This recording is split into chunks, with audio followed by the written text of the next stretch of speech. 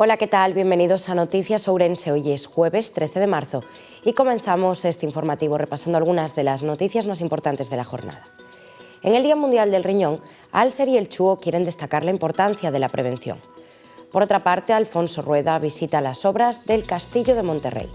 Y además, un vecino de Murcia ha sido detenido por robos en viviendas de Verín. Comenzamos.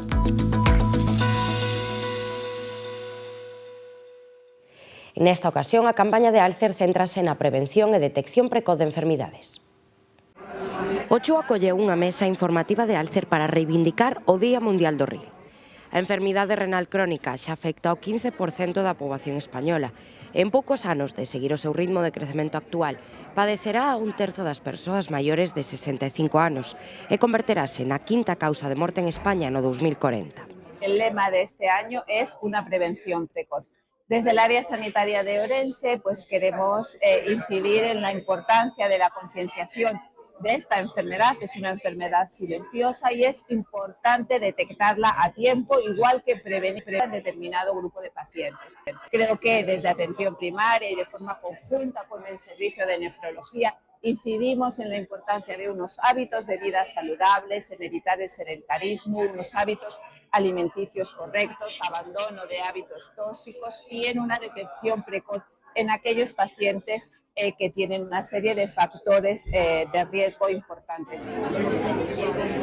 É necesario continuar fomentando o trasplante renal a través de doante falecido e doante vivo e potenciar máis as terapias de diálise domiciliaria, con importantes beneficios clínicos e sociais para as persoas con enfermidade renal, con maior autonomía e conciliación laboral e familiar. De maneira que se pode elevar o 25% o número de persoas que inician a diálise nos seus propios fogares. Y desde la asociación lo que buscamos en el Día Mundial del Riñón en este año es que la gente tenga conciencia de que vigile el funcionamiento y la salud de sus riñones, para no tener que llegar pues, a los estadios tardes y terminar del riñón, y tener que entrar en diálisis y poder llevar una vida pues, lo más normal posible. Con el servicio de nefrología la relación es completa. Tenemos vía directa con la jefa de nefrología y con cualquiera de sus médicos, y tenemos una cooperación total, tanto por nuestra parte como por parte de ellos. Claro, y este año también para visibilizar un poquito lo que es el equipo, todo lo que es el entorno del paciente, pues hemos hecho una exposición fotográfica pues con enfermería, con nefrología, para darle visibilidad a las personas que trabajan con nosotros y para nosotros.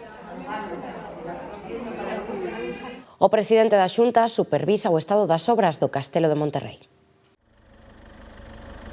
O presidente da Xunta de Galicia, Alfonso Rueda, participaba esta mesma tarde na visita ás obras de rehabilitación que se están levando a cabo no Castelo de Monterrey. Aquí temos que traballar todos, por suposto todos os concellos, por suposto a Xunta, a Diputación, o Goberno de España, traballar todos juntos en que isto sexa un dos lugares históricos máis recoñecidos e máis coñecidos, por que non decilo, por suposto de Galicia, pero tamén do norte de España e tamén de España. Hai sitios que agora mesmo teñen moitas visitas, teñen moita fama, os que este lugar, este complexo de Monterrey, non ten absolutamente nada que envesarlles. Por lo tanto, vamos a por elo.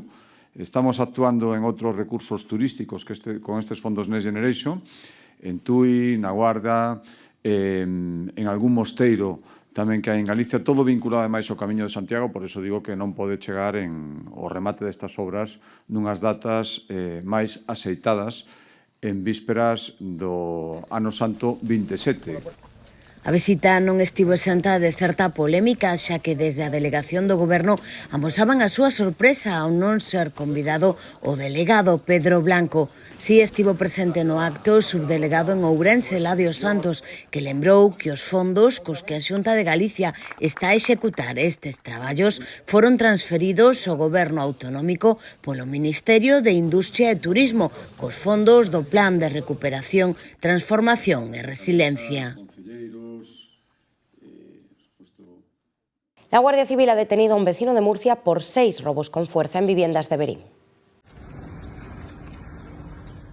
La Guardia Civil de Ourense, a través de la Unidad Orgánica de Policía Judicial, detuvo a un hombre vecino del Secano, Murcia, como presunto autor de 6 delitos de robo con fuerza ocurridos en Berín, en la noche del 31 de diciembre de 2024.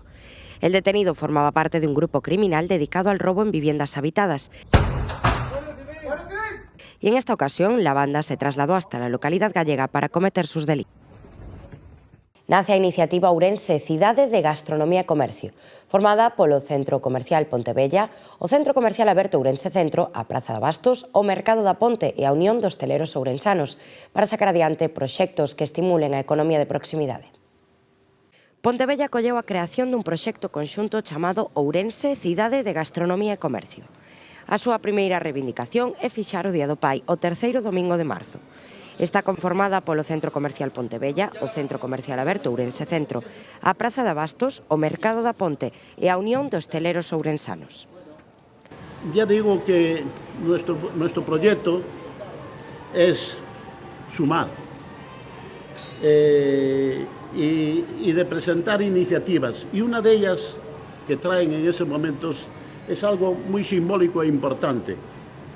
Es el que el Día del Padre tenga un domingo para su celebración. Creo que esta iniciativa, que es beneficiosa para todos. Yo creo que es uno de los días más importantes después de Navidades que tenemos de comercio. Creo que siempre reclamamos el San José festivo. Si no es San José festivo, por lo menos que nos apoyen a que el tercer domingo de marzo celebremos el Día del Padre, porque es algo que es muy importante para el comercio. Invitar a todos los orensanos y a todos los gallegos que el tercer domingo de marzo, pues o bien vayan a la plaza de Abastos del puente de Pontecanallo a tomarse un pulpito, o a la taberna, al restaurante de Javier, o uno de sus representados, y celebremos el Día del Padre como se merece. Por o tema económico, que efectivamente todos pensamos que é un tema económico, senón por reivindicar ese día do pai, que creo que todos os pais queremos ter. É certo que é o día 19, pero se o facemos como festivo, como ese día de reunión, como ese día da nai, creo que ao final redundará tanto no comercio como na economía local, incluso pues, galega e nacional. Encantado de estar con eles, encantado de unirme, encantado de promover o tema do Día do Pai. Bueno, simplemente agradecerles un montón que se uniran, me deixaran unir a este grupinho. Esta é a primeira de moitas outras iniciativas ás que esperan que se vayan aderindo outros membros da comunidade, así como ao sector turístico. Eladio Santos analiza as melloras que se están a levar a cabo nas estradas do Estado na provincia. O subdelegado do Goberno e o xefe da Unidade de Estradas do Estado en Ourense abordaron os proxectos máis importantes, tanto en vías de alta velocidade como convencionais. Estas son as instalacións da Unidade de Estradas do Estado en Ourense, que esta mañá recibían a visita do subdelegado do Goberno para interesarse polo estado das obras en marcha na provincia e tamén o mantemento das infraestructuras viarias. Mirando cuáles son os proxectos que están aí preparados para continuar avanzando, para impulsar e para mellorar as infraestructuras e estradas, que se está facendo na provincia e en Ourense un gran esforzo, tanto en vías de alta velocidade, donde agora mesmo se está traballando e xa desde hai meses na renovación da capa de rodadura das autovías, en este caso da A52 e de outras, e tamén en vías convencionais, en donde, ademais do traballo de mantenimiento e melloras de mantenimiento que se están vendo agora mesmo en moitas delas, sobre todo en estradas nacionais, acabo de vir pola Nacional 120 onde hai obras de mantenimiento, pois os proxectos para melloras un pouco máis sustanciais, ás veces con plazos bianuais ou trianuais. Preséntase en Ourense a Asociación Galega na Defensa do Sistema Público de Dependencia e Discapacidade, ASGADED, de recente creación. A Asociación Galega na Defensa do Sistema Público de Dependencia e Discapacidade busca darse a coñecer para sumar membros e reivindicar o que xa de por sí é un xeito, que todas as persoas, xa sexa por razón de idade ou por discapacidade, teñan uns coidados públicos e de calidade. O obxectivo fundamental é crear un entramado organizativo suficientemente poderoso para poder facer que existe un movimento social que poña os problemas da dependencia en primeiro plano. O noso diagnóstico da situación da dependencia é un diagnóstico, tendría que buscar o adxetivo, entendes? Pero, bueno, cuando menos preocupante, non? De feito, se tuviéramos que caracterizar a dinámica actual na que está metido o sistema de dependencia nestes momentos, diríamos que o sistema de dependencia galega vendría caracterizado, por unha banda, por estarse convertindo cada vez máis nun sistema de beneficencia low cost. Procap é unha das plataformas que xa se aderiu a percatarse de que coinciden o 100% coas reivindicacións deste colectivo. Estes pais levan dende 2016 loitando para que os seus fillos poidan ser coidados en igualdade de condicións nun centro galego de xestión pública, como ocorre no resto de provincias. Algo que polo de agora non será posible. Bueno, hai 3 empresas que poden optar a xestionar o noso CAP, e digo o noso CAP porque é a nosa loita, e nadie nos pode decir que non foi conseguido ese centro porque nós non nos emperráramos nelo. E, bueno, non sei, supoñemos que lle darán a unha destas empresas. Ao longo desta trayectoria, nun momento determinado, coñecemos da existencia de unha plataforma galega pola defensa do sistema público de dependencia e discapacidade. Os nosos fillos son discapacitados, pero tamén son grandes dependentes. Por tanto, contactamos con eles porque entendíamos que os obxectivos, entendimos e seguimos entendendo a día de hoxe, que os obxectivos que eles persiguen coinciden totalmente cos nosos obxectivos, e é que defendemos un sistema público, totalmente público, unha xestión totalmente pública por parte da Xunta de Galicia, tanto da dependencia como da discapacidade.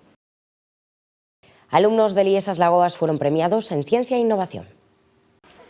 En el IES As Lagoas están de enhorabuena. Varios de sus alumnos han sido premiados en diferentes certámenes relacionados con la ciencia y el emprendimiento. Noa Barge Mosquera, de primero de bachillerato, recibía un premio en la Feria de Investigación Esporecerca Jove por su proyecto, que consiste en una inteligencia artificial entrenada para reconocer a grandes rasgos comportamientos relacionados con el TDAH para ayudar a su diagnóstico en el ámbito educativo. Y nos dimos cuenta de que hay mucha gente que sufre TDAH y no se le detecta a tiempo, y por tanto la etapa estudiantil, que es algo muy importante para todos, no la pueden vivir acorde, y muchas veces se ve reflejada en sus notas o en el estado anímico que tienen que presentar en clase, porque muchas veces los consideramos ese alumno que no presta atención, que no se entera de nada, que los profesores creen que simplemente está ahí por estar, y no es real.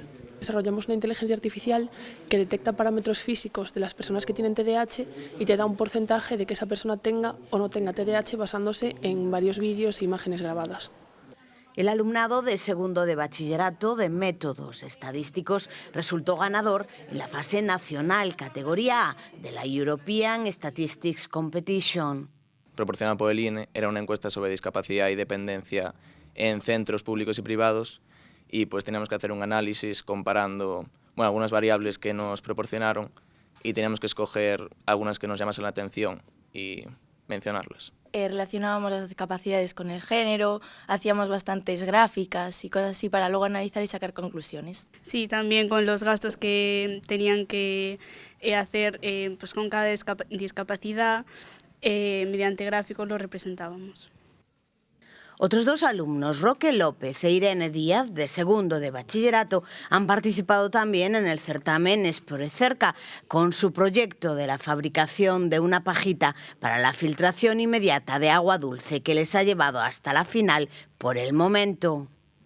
Pues hicimos una pajita para la filtración inmediata de agua dulce. Bueno, ese es el nombre del proyecto. Es una pajita con filtros que permite potabilizar agua sucia, contaminada. Nuestro objetivo central sería pues poder llevar esta pajita a comunidades de bajos recursos o menos desarrolladas que no tengan agua suficiente para todo el mundo. Se abriu o prazo de solicitude para a convocatoria da Consellería de Emprego, Comercio e Migración, orientada a ampliar a rede de mercados excelentes. As prazas de abastos galegas poden solicitar ata o vindeiro 14 de abril as axudas da convocatoria da Consellería de Emprego, Comercio e Emigración, orientadas a dinamizar e potenciar estes espazos e impulsar a súa certificación como mercados excelentes no marco da súa revitalización. Estas axudas son de concorrencia non competitiva e os beneficiarios poden solicitar un pago anticipado do 50%. A folla de ruta prevista no futuro Plan Estratégico de Comercio inclúe o compromiso de chegar aos 25 mercados excelentes en 2030. A nova convocatoria prácticamente triplica o orzamento da anterior, con 3,3 millóns de euros para poder dar resposta á previsión do incremento de solicitudes para realizar obras de mellora. Ademais, como novidade, os concellos contarán cun período de gasto bianual entre 2025 e 2026 para garantir que conten con maiores tempos de execución para as actuacións solicitadas. O obxectivo é fortalecer e consolidar unha rede ao abeiro do selo de mercados excelentes, un distintivo que impulsa a Xunta para recoñecer aquelas prazas de abastos que están a responder de xeito diferencial e destacado os retos de modernización e innovación sen perder a súa autenticidade e tradición. As achegas tamén as poden pedir as asociacións, cooperativas ou federacións de prazas de abastos e mercado para a dinamización e fidelización comercial.